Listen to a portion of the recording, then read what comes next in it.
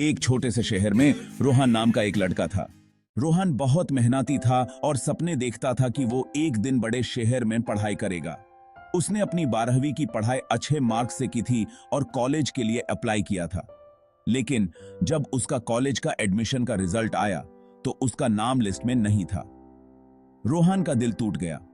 उसने सोचा था कि वो कॉलेज जाएगा, लेकिन अब उसका सपना अधूरा रह गया। रोहन ने सोचा कि वो इस फेलियर को कैसे हैंडल करे। उसने अपने दोस्तों से बात की और उन्होंने उसे समझाया कि ये सिर्फ एक शुरुआत है। रोहन ने डिसाइड किया कि वो अपने सपने को छोड़ नहीं सकता, इसलिए उसने अपने सपनों की तरफ एक नए रुख से जाना शुरू किया।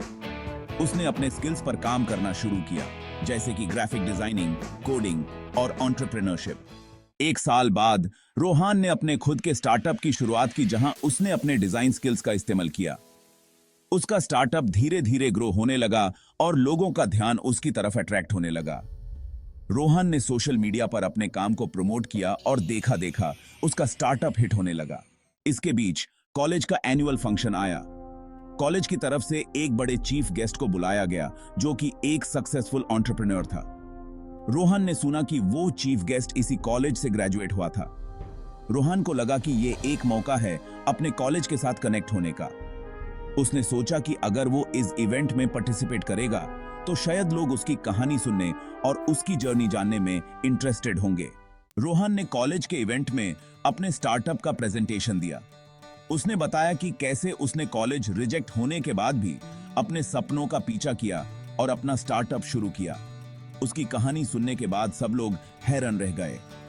चीफ गेस्ट ने भी उसकी कहानी को अप्रिशिएट किया और कहा, तुमने तो सबको इंस्पायर कर दिया है रोहन। तुम्हारा जुनून और मेहनत ही तुम्हें सक्सेस की तरफ ले जा रही है। रोहन को कॉलेज की तरफ से एक अवार्ड भी मिला, जिससे उसकी रिकॉग्निशन हुई।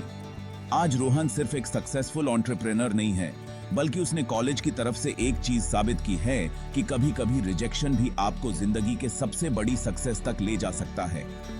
उसने सबको ये समझाया कि कभी भी अपने सपनों को छोड़ना नहीं चाहिए, चाहे कुछ भी हो।